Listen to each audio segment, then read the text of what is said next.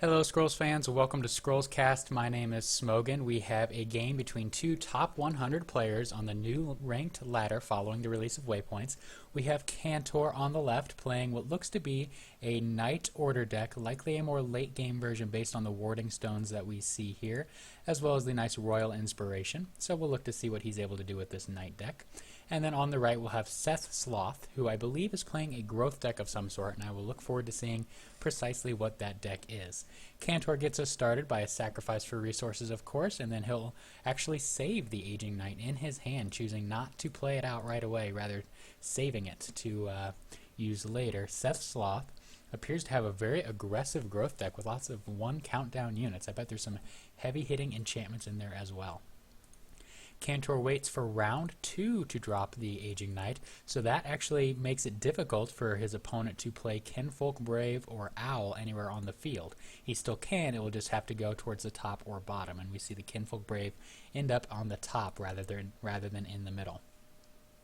Cantor now has a nice curve in the 3, 4, 5 slot, though he could elect, instead of doing that, to Roasted Bean Potion and move his Aging Knight twice to take out the Kinfolk Brave, but instead he is content to just sit behind his Warding Stone and maintain control of the middle. Over to Seth, he has a Beast Rat in hand. Very interesting deck. I'm curious to see what's going on. Lots and lots of beasts. Nog comes out defending the Kinfolk Brave and passes the turn back to Cantor. Cantor will now be up to 4 resources. Unfortunately pulls another Roasted Bean Potion, so that'll be 2 of those sacrificed already. But it's worth it to get Releros, the unique for Order, out on the field. New with Waypoints, Releros is one of the more powerful scrolls in the set. SethSloth has lots of 4-cost units. He sacrifices the Brother of the Wolf to bring out Wetland Ranger, again strengthening his second row, and passes the turn over to Cantor, who now has an Arbalisteer. Unfortunately, will need to sacrifice it to get out Knight Sergeant, emptying his hand, but not a bad start for Cantor. Lots of strong mid-rangey units that are going to be a big issue for Seth to get rid of. Needs to think about his placement, though. Likely wants to play it down where these units cannot get access to it. I suppose if he did play it up... Okay, so he wasn't thinking about that. He was thinking about actually whether or not to move down, and he moves to the 4th row, so he's 2 spaces away from SethSloth, perhaps fearing a Crimson Bull that would have done a lot of damage to Cantor's units. Seth sacrifices for scrolls, stays on 4. Will he play out Wetland Ranger or Kinfolk Brave? He could do Unleash Inner Power, but I bet he would be more likely to play out one of his creatures and continue to fill up the board with 1 countdown units. Note the addition of Culling of the Flock in his deck. And actually, he goes ahead and plays out the Unleash Inner Power on the Wetland Ranger, currently set to destroy this idol.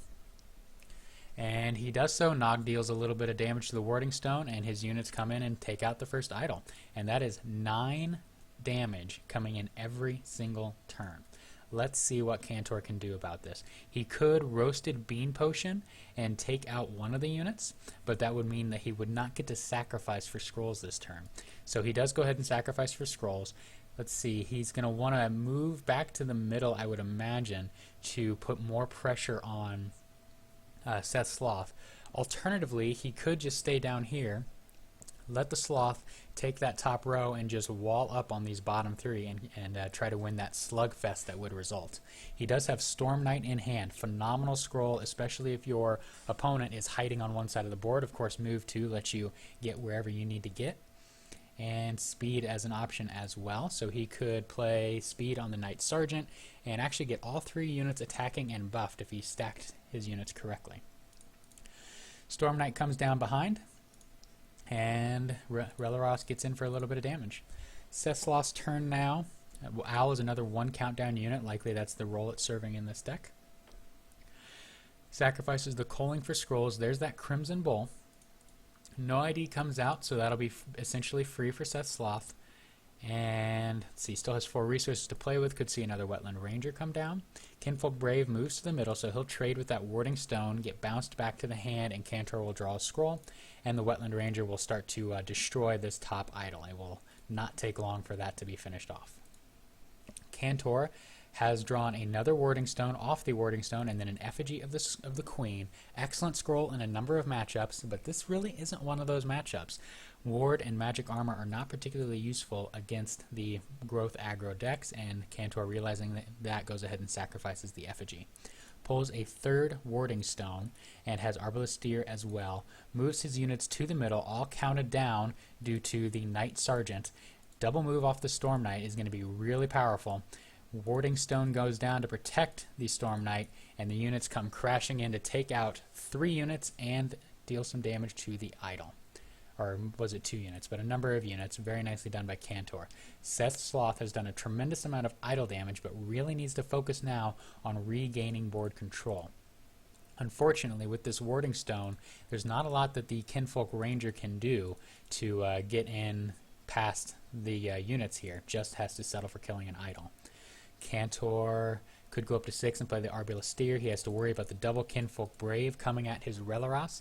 He'll need to put units in front. Righteous Partisan's not a bad start. He has more units on the board than his opponent, so he will not draw the scroll off of it. Has another Aging Knight, so that would be helpful for next turn. Actually could go Aging Knight Speed and get everything attacking except for his original Aging Knight, and that would also include the new Aging Knight. So with that, I think he can get a board wipe. Because everything's a knight, so everything's going to count down off that Knight Sergeant. So here is that combo. We see everything ready to go. He did move his Storm Knight down, so he won't be able to kill off the Wetland Ranger. But I don't think he's concerned about that, because it cannot get down from where it is without going through this Warding Stone. It attacks every turn, so it can't double move past. And SethSloth sees the writing on the board and goes ahead and concedes. Well done, Cantor, playing his Knight deck of Doom. This has been Smogan with Scrollscast. I hope you join me for the next one, and hopefully it'll be a little bit longer. Thank you for watching.